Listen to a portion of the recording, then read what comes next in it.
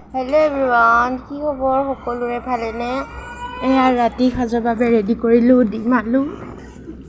এয়া ধুনীয়াকৈ ডিম আলুখিনি বনাই ল'লোঁ আৰু ইফালে চাইছে দাইল। এয়া দাইল, ৰাতি সাজ এনেকৈ খাম আজি। এয়া ধুনীয়াকৈ দাইলখিনিও বনাই ল'লোঁ। ইফালে ডিম হৈ আছে। এয়া ধুনীয়াকৈ ডিমো বনাই লৈছোঁ।